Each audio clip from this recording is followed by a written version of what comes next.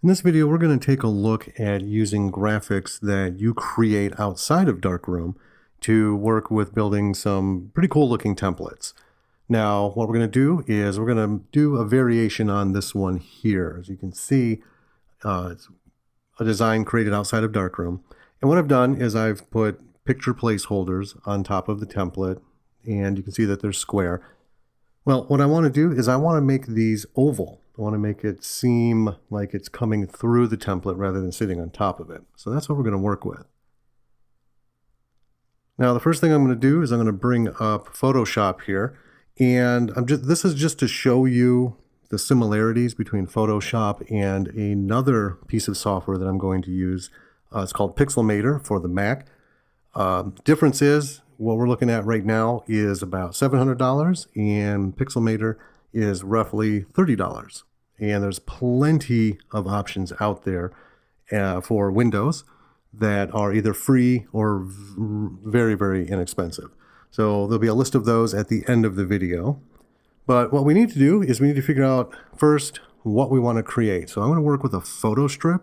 So I'm going to do a 2x6. Now, as you can see, there's one that I've been working on right here, but we're just going to go the route of create new.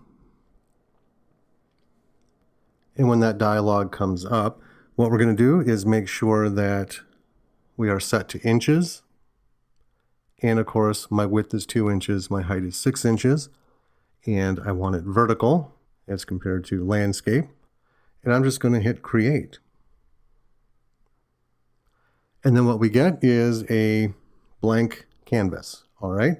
So the first thing you're going to do, and we're just going to do a couple steps here, in any of the software, is you're going to go find your shapes button. In this case, it's right here.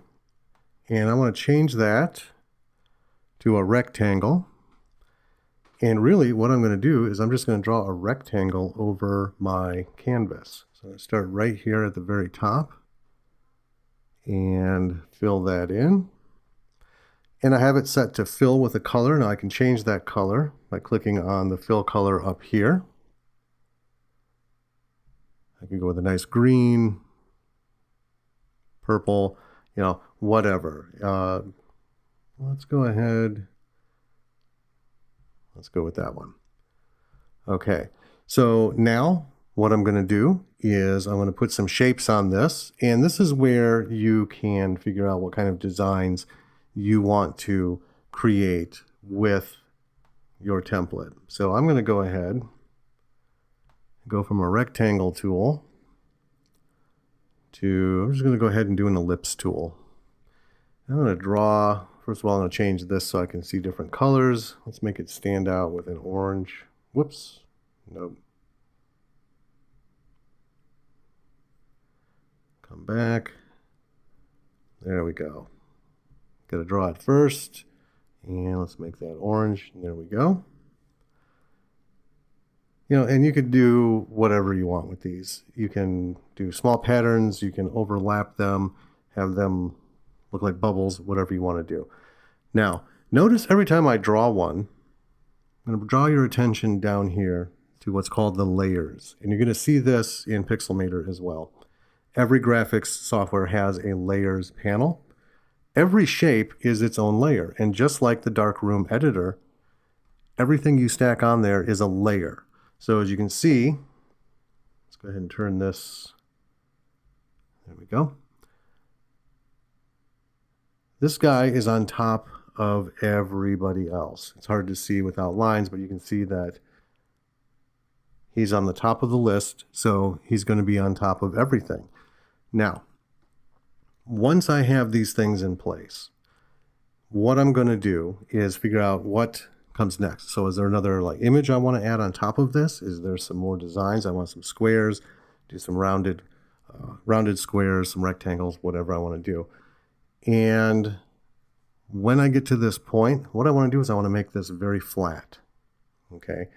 Now, in Photoshop, what you can do is just right click on any one of these layers, and we're going to flatten image. And now everything is just one simple layer. Nothing's on top of one another. It's all been squashed into one image, one plane of illustration. Okay, so we're just going to stop with Photoshop because it gets a little more complicated with the tools here. We're going to go ahead and get rid of that. And we're going to go ahead and bring up Pixelmator.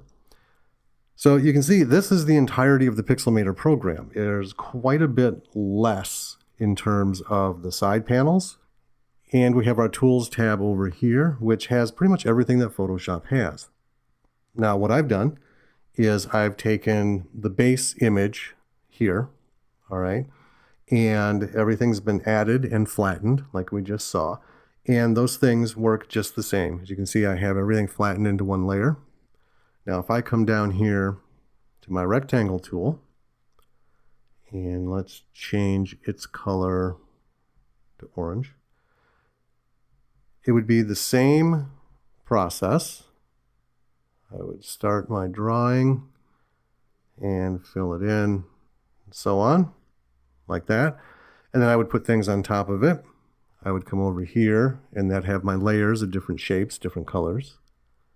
I would simply just right click and I would merge all layers. Okay, now I'm not going to do that because then this will sit on top of everything I've just done. So I'm going to delete that. All right. Now, once I have my graphic layer all set, what I want to do is I want to make some cutouts. So I'm going to make them oval. I'm going to choose my ellipse tool. And what I'm going to do is I'm going to just draw an oval. I think that might be pretty good. All right. And if I move it, and this happens in Photoshop and most other software, when it's in the absolute middle, see that line appear? That means it's in the absolute middle of the rectangle. And I'm just going to go ahead and go with that. So what I'm going to do is I'm going to hit the delete key. And it's going to cut that out. Now I'm going to just drag it down here. I'm going to cut out a piece there. And then same thing down here. I'd be a little bit more careful. Make sure everything is sized and distanced appropriately. But this is looking pretty good. Anytime you select something with these marquee tools, if you just right click, hit deselect, gets rid of that annoying line. So now I have an image that I previously put together with layers. I flattened it and now I just cut holes in it. Now the thing I want to do is save this as a PNG file or a PNG file. And that's pretty important because PNG files preserve the transparency or the hole that I cut in the image. So I'm going to do it as a save.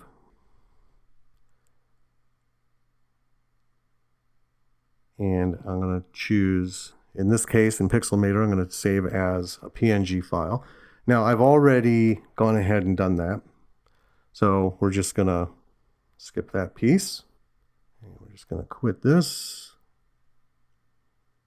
All right. Now, let's go ahead and bring Darkroom back up. So once I have it saved, we're just going to take a look. I do have it saved here as a start screen, and I also have the cutout version right there. Okay, so what we're going to do, I'm going to bring Darkroom back up. Okay, so we're going to go to Choose, and I'm just going to go ahead in Darkroom and create a new template. I'm going to make sure it's 2 by 6. I'm going to make sure it's vertical, 300 resolution. I'm going to hit OK. I've got my blank canvas. And I'm just going to do Add Artwork. I'm going to browse to the one I created, which is right here. Go ahead and open and then click OK. It's going to plop it right on there. Now, what I have to do next is add the photo placeholders. I'm going to click Add Photo. It's photo 1. That's fine. Now I'm going to have to resize this monster clearly.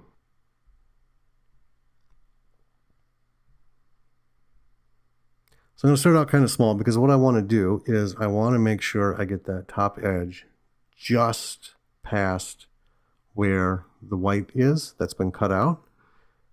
Same thing with the bottom. I'm going to pull that down to just there. And same thing with the edges, just past the furthest point. A little too much. There we go. Okay, so now I need to move this behind my artwork so it can be seen through the cutout. So I go to my items list here and I can see, because the items list is backwards of how things are stacked. The bottom layer is the graphic and the photo is on top of it. So I'm just going to drag this on top of the graphic and it's going to put it right behind it. And there you go. Now, I'm going to go ahead because it's about the right size. I'm going to come up here and copy this, and I'm just going to go ahead and paste it right away. I'm going to drag this guy about like that. I'm going to double click on it and change it from photo 1 to photo 2. If I don't make these changes, then when the first picture that's taken in the booth will populate all 3 spots. Okay, so now that's been named 2. Same thing, I'm going to drag it on top of the graphic and it puts it underneath it. And then we're just going to go ahead and paste again. Drag him down. Double click that, and this is going to be photo 3. And just drag it right on top of this guy here. And there we go. Now I have a very customized strip, not terribly complicated, but this is just to show how important it is to find out what kind of things that you can do with graphic software. And again, you don't have to get Photoshop. Even Photoshop Elements is very pricey. At the end of this video, there'll be a list of websites that you can go to or names that you can search on if the website is too long. And find yourself some graphic software and plenty of tutorials out there. But as far as once you figure out how to do the basics, like creating an actual graphic, you can do things like cut holes in them. You can make custom shapes. It doesn't have to be an oval. You could spend a lot of time on making these splash marks so it has jagged edges. You could do rounded corners, things that certainly will make it pop in a custom template. And from this point, I would add my text down here, any logos or any other decoration within the Darkroom editor. So I hope you take some time to learn about this as your business grows. It's really going to make a difference. Makes your possibilities absolutely endless in your template creation.